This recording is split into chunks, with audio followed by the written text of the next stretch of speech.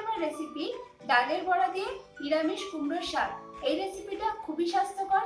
যদি এই ভিডিওটা আপনাদের ভালো লাগে অবশ্যই লাইক করবেন, শেয়ার করবেন আর আমার চ্যানেলটিকেও সাবস্ক্রাইব করবেন। চলুন দেখে নিই কি করে আমি রান্না করছি ডালের বড়া দিয়ে নিরামিষ কুমড়োর শাক। মটর ডালের বড়া দিয়ে চাল কুমড়ো ডাঁটার তরকারি রান্না করার জন্য আমি নিয়ে নিয়েছি 1 আটি চাল কুমড়োর ডাঁটা, 4টে পটল, 3টে ঝিঙে আর একটা আলু। ঝিঙে, আলু আর পটল আমি এইভাবে বড় বড় টুকরো করে কেটে নিয়েছি আর ডাঁটাগুলো আমি অল্প অল্প খোসা ছাড়িয়ে এভাবে কেটে রেখেছি আর কিছু কচি পাতাও আমি নিয়ে নিয়েছি। 100 গ্রাম মটর ডাল আমি 1 ঘন্টা জলে ভিজিয়ে রেখেছিলাম। এবার আমি এটাকে বেটে নেব। এবার একটা মিক্সির মধ্যে আমি ভেজানো ডালটা নিয়ে নিয়েছি, তার মধ্যে 2টো কাঁচা লঙ্কা দিয়ে দিলাম আর অল্প পরিমাণে জল দিয়ে দিলাম। এবার আমি এটাকে আধা বাটা করে নেব। খেয়াল রাখবেন এটা পুরো মিহি যেন হয়ে না যায়। দেখতে পাচ্ছেন আমি ডালটা আধা বাটা করে রেখেছি। এছাড়া আর আমি নিয়ে নিচ্ছি তেজপাতা, 5 ফোড়ন, ধনে গুঁড়ো, জিরে গুঁড়ো, আদা বাটা আর কাঁচা লঙ্কা। প্রথমে আমি ডালের বড়া বানাবো, সেই জন্য একটা পাত্রের মধ্যে আমি ডাল বাটাটা নিয়ে নিয়েছি। এবার এর মধ্যে অল্প লবণ দিয়ে দিলাম আর অল্প পরিমাণে হলুদ দিয়ে দিলাম, দিয়ে এটাকে ভালো করে ফেটিয়ে নিতে হবে।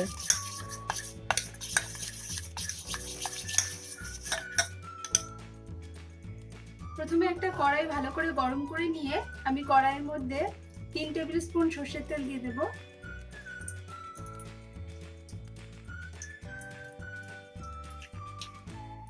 তেলটা ভালোভাবে গরম হয়ে গেছে। এবার আমি এইভাবে ছোট ছোট বড়ার মতন নিয়ে তেলের মধ্যে ছেড়ে দেব।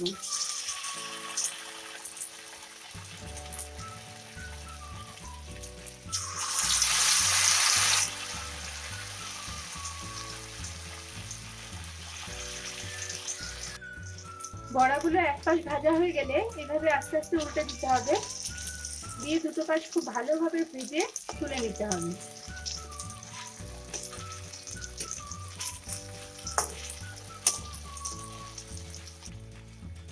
দেখতে পাচ্ছেন বড়াটা একদম ভাজা হয়ে গেছে। আমি এবার এটা তুলে রাখলাম।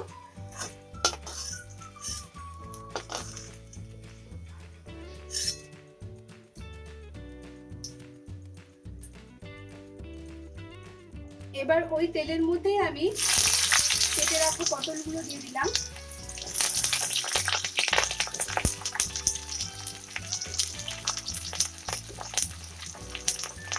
অল্প একটু লবণ দিয়ে আর হলুদ দিয়ে পটলগুলোকে আমি ভেজে নেব। পটলগুলো হালকা ভাজা হয়ে গেছে, এবার আমি এগুলোকে তুলে রাখবো।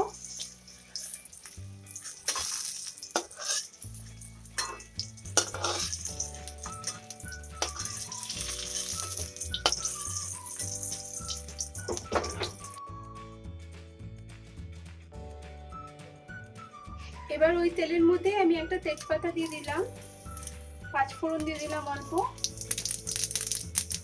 কাঁচা লঙ্কা চিড়ে 4-5টা দিয়ে দিলাম। ঝালটা অবশ্যই আপনারা নিজেদের স্বাদ অনুযায়ী দেবেন।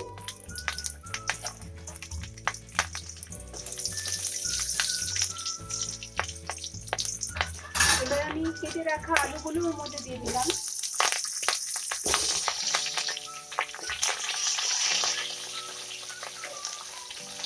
অল্প লবণ দিয়ে দিলাম। আলুগুলোকে হালকা ভেজে নিতে হবে। এবার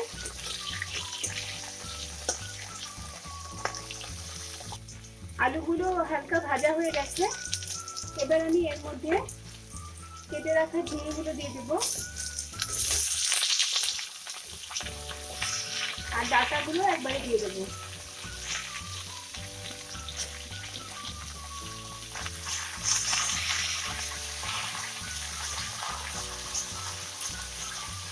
আরো 1/2 চামচ মতো লবণ দিয়ে দিলাম, অল্প হলুদ দিয়ে দিলাম।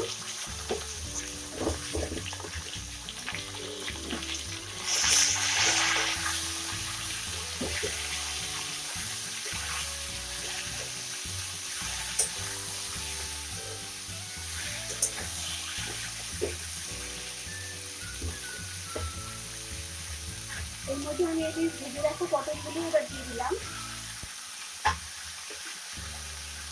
অল্প একটু চিনি দিয়ে দেবো, এটা অপশনাল, কেউ মনে করলে নাও দিতে পারেন।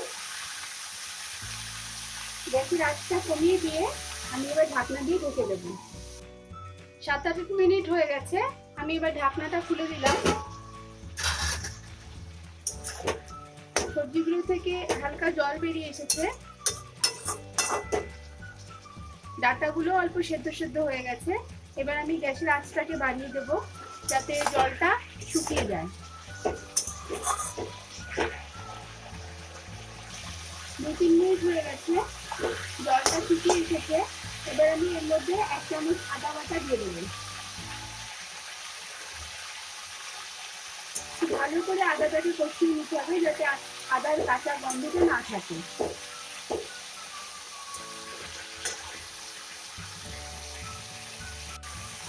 2 মিনিট মতো আমি আদাটাকে কষিয়ে নিয়েছি। এবার আমি এর মধ্যে 1 চামচ ধনে গুঁড়ো আর 1 চামচ জিরে দিয়ে দিলাম। অল্প একটু জল দিয়ে দিলাম।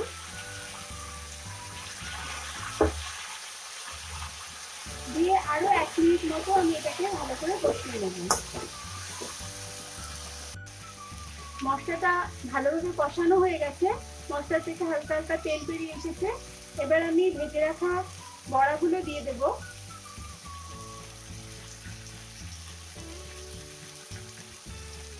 দিয়ে 1/2 কাপ জল দিয়ে দেব।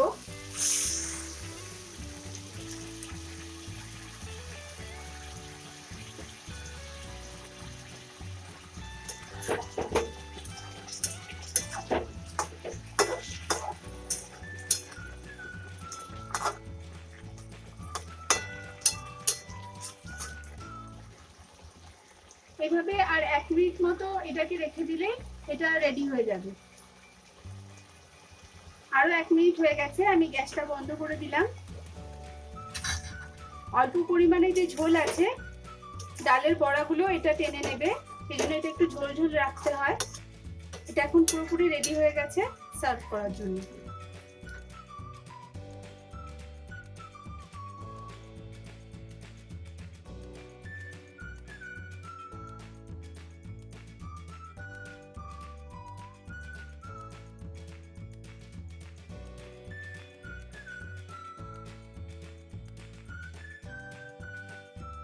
তো বন্ধুরা, আজকের ভিডিওটা আপনাদের কেমন লাগলো? আপনাদের মতামত অবশ্যই নিচের কমেন্ট বক্সে লিখে আমাকে জানাবেন। আর যারা প্রথমবার আমার ভিডিওটা দেখছেন, প্লিজ আমার চ্যানেলটাকে সাবস্ক্রাইব করবেন। নেক্সট সেশনে আবার নতুন রেসিপি নিয়ে দেখা করছি। নমস্কার।